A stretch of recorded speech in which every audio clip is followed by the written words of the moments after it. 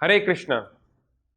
जीवन में कई बार हमें अपमान सहना पड़ता है और कई बार तो ऐसा होता है कि बिना कारण ही लोग हमें अपमानित करते हैं, भला बुरा बोलते हैं।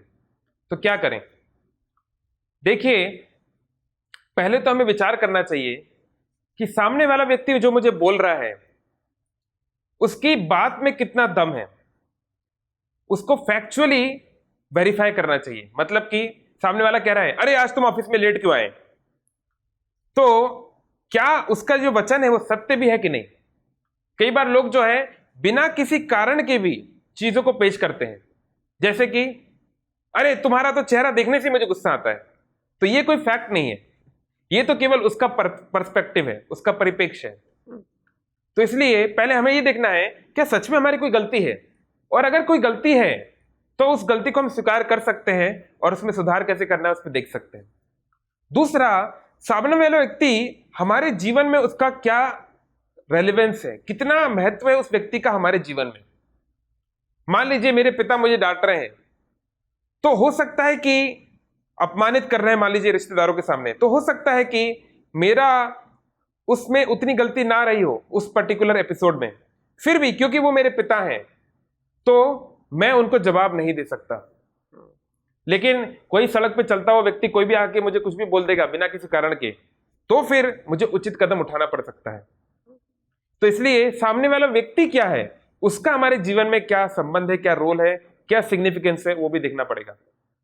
और तीसरा, उचित समय, रिएक्ट या रिस्पॉन्ड करने का सही समय है कि नहीं। मान लीजिए कोई व्यक्ति है, उसके जीवन में बहुत बड़ी विपदा आ गई और वो बहुत दुख में है, बहुत क्रोधित है, और गलती से वो आपको उस समय देख ले और आपको कुछ बोल दे, तो हमें उस समय उसकी बात को उतना सीरियसली नहीं लेना चाहिए, या उस समय उसको ये नहीं बोलना चाहिए कि नहीं तुम गलत बोल रहे हो। क्यों? क्योंकि इस समय बेचारा इतनी समस्या में है कि वो मन की दुर्दशा के कारण इस प्रकार से बोल रहा है।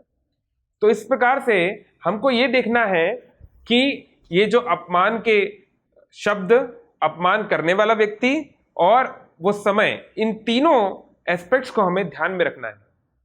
और अगर इसमें हमारा दोष नहीं है तो हमें ये समझना है, देखिए शास्त्र बोलते हैं कर्मणा देव नेत्रेणा, संसार में जो कुछ भी होता है चाहे अच्छा या बुरा, अपमान या सम्मान, ये हमारे ही कर्मों का फल है। अगर फलाना व्यक्ति मेरा अपमान नहीं करता तो कोई और करता। तो इसलिए हमको छोटी छोटी बातों पर, खासकर जब तक कि कोई बहुत बड़ा विषय ना हो, उसका राई का पहाड़ नहीं बनाना चाहिए, है ना। तो जैसे कहते हैं ना, हाथी चले बाजार और कुत्ते भूखे हजार। बहुत सारे लोग बहुत सारी चीज तो बोलते ही रहेंगे, तो हमें हर एक चीज को अपने हृदय में टच करने की आवश्यकता नहीं है। हाँ, कोई व्यक्ति मेरे जीवन में बहुत महत्वपूर्ण है या उससे मेरे जीवन में बहुत बड़ा फर्क पड़ने वाला है, तो हमें जरूर थोड़ा सा कभी कभी एक्शन लेना पड़ सकता है, चाहे वचनों से चाहे अपने कर्मों से। लेकिन कई बार हम देखते हैं रोड रेज, मान लीजिए कोई कार से जा रहे हैं, फलाने व्यक्ति ने कुछ बोल दिया, इस साला तुम ऐसे चला रहे हो गाड़ी, तो हम क्या है बहुत, अरे मुझको ऐसे बोल दिया, आज तो इसको ऐसा सबक सिखाऊंगा। कई बार लड़ाई वड़ाई भी हो जाती है, पुलिस भी आ जाती है। तो क्या जरूरत है, आप उस व्यक्ति को कभी मिलने वाले हो क्या, है ना। वो व्यक्ति आपसे शायद कभी नहीं मिलेगा जीवन में, तो कोई कुछ बोल दिया, उसका गलत कर्म भगवान उसको सजा देंगे। कर्मणा देव नेत्रेणा, सब देवता लोग देख रहे हैं, अगर उसने गलत किया वो भुगतेगा, आप क्यों उसमें पड़ रहे हैं। लेकिन हाँ, अगर घर में कोई बात हो रही है तो फिर तो उन घर वालों के साथ तो सारा जीवन जीना है, तो फिर उसको सीरियसली लेना पड़ेगा।